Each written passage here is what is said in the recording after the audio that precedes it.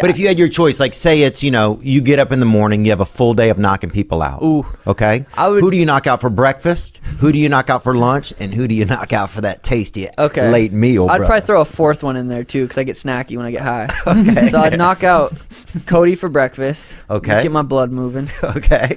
I'd probably knock out TJ after that. Just for like a little brunch. Yeah. Then I'd knock out Dominic, and then I'd knee Henry in the face while he's shooting. So I'd probably just do those 4, and then call it, and then probably call out Connor. Wow. Yeah. Just for that midnight. Just for fun. And then Khabib. Meal. No, fuck that. I wouldn't fight Khabib. Fuck that. Khabib's crazy, huh? I don't want none of that.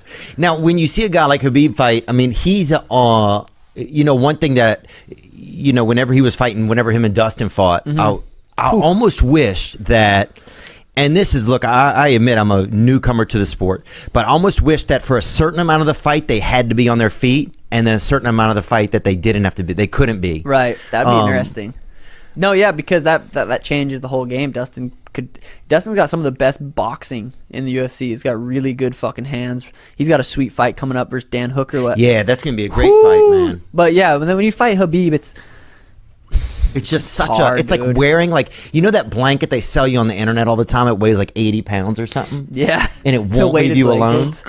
Yeah, it's like somebody bought you 7 of those for Christmas, dude. Yeah, that would be that would be a tough fight to even prepare for, and just it's almost like you just have to hide yourself under a bunch of rocks and then just fucking that'd be a good way to train for it. Lay under a bunch of rocks and practice getting up. Fuck, dude. Yeah, that's a tough fight. Tell us a bit more about training with people like DC and Max Holloway and Khabib, because I believe you've actually done nutrition for the likes of Max Holloway, Khabib, DC. So you've definitely been in training camps with them. Yeah. Tell us a little bit about how it is to train differently with these guys. Man, it's so much fun. You just learn, you get to see it firsthand, because like even though I'm in the sport and I know how this stuff works, there's still times that I'm not that average fan. You hear that fan that's at the bar like, why doesn't he just get up? Like, come on, man. But there's even times with me, I'm like, man, like, is Khabib, like when Khabib's on top, is it that devastating? And then I remember DC was telling me just how awful it is to be under Khabib, and I'm thinking, like, man, like, is it that bad? Like, obviously it's he's Khabib, so So at that point I was about 210 pounds. I was working with Khabib, and he was down to about 170, 173, and he wanted to roll with me. We did, it was start from standing, strikes once we hit the ground, and 5-minute rounds. He took me down in the first 10 seconds and was on top of me for 4 minutes and 50 seconds in the same spot. Like, he was in my half guard. He had me locked down in my own half guard. I couldn't even get a full guard. I was trying to get him to mount me, and I couldn't even get to a position to where he would mount. Like, I had no space. And he helps me up, and I go over to DC, and I'm like, what in the world just happened? So I'm thinking, because I have a tendency, sometimes I'm a little too safe. If it's a guy that I'm working with and I'm a lot heavier, I'll try to like stay light with them and not go, because I don't want to hurt them. So in my head, I'm thinking like, maybe I went a little too easy. I don't know. So I'm like, all right, this next round, I'm going after it. I'm not going to try to hurt him by any means, but he's getting 210 pounds of me and everything I got. Nope, didn't matter. Took me down in 10 seconds, held me down for 4 minutes and 50 seconds.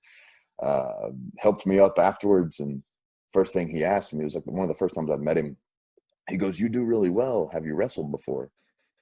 I was like, "What are you talking about? Like what did I do? What did I do in the nearly 10 minutes you held me down that made you think I've ever even watched a fight or like watched wrestling?" And I was like, "Khabib, you're just so nice. You saw my ears. You recognize that I've obviously got some experience. You wanted me to feel good about myself." He goes, no, you move in right directions. I just stop you every time. I'm like, yeah. It was unreal. Like, I've never felt that. To ask, who do you consider as the best wrestler right now in the lightweight division in the UFC? The best wrestler? Yes. I think there can be little doubt that the best wrestler would be Khabib Nurmagamedov. In terms of the way he's been able to transfer his wrestling credentials into MMA. So it's two different sports, like MMA and wrestling. But he's the champ. with 20 fights less than Khabib. Can you say you look up to him somehow as a guy who adapted his great wrestling skills inside the octagon? Well, naturally, a guy like Khabib, I can only aspire towards his achievements. He's done great in the sport of MMA. He's a great person, very humble. I've had the honor of meeting him, training with him. We have the same management. I think he's a great guy, and naturally, I can only aspire towards his achievement. Great athlete. Oh, I love grappling. I love wrestling. The reason I do MMA is because I love wrestling. But I like guys like Matt Hughes. You know, he should take you down and beat the piss out of you. That's what I love to see. You know, Mark Coleman, when there was headbutts, just mean guys that are just trying to beat the piss out of you, break your will, take you down, and then when they get in the position, hurt you, you know? It's the reason why I like Khabib. Khabib takes people down, and he's punching them in the face, and he's trying to submit them, and he's talking shit to him at the time you're supposed to talk shit during the fight. Those are the things that I like. Now, how do you solve the riddle that is Khabib Nurmagamedov? That's a different riddle. Yeah. Because that motherfucker's not on the outside boxing you. And he's Connor for a while. Connor for a while, you know he's going to take you down. Mm-hmm. But what it looked like Connor for a while was isolating. He had two hands on that wrist. He was stopping him for a long time from closing his hands. Mm-hmm. And that seemed kind of effective for a while. I mean, listen, good luck. It's a long road. That's like saying you're running a marathon. Hey, you know, he beat me in the marathon, but for the first 100 yards, I was way ahead. I know. That's what it's like saying. It doesn't matter. Because it doesn't matter. It doesn't matter. But this is a 5-round fight. Like, okay, you're keeping me from grabbing my hands for now. Right. Are your hands tired yet? Yeah. How are your forearms? No, I'm going to take you down. I'm taking you down. He's just going to keep going. Take you down.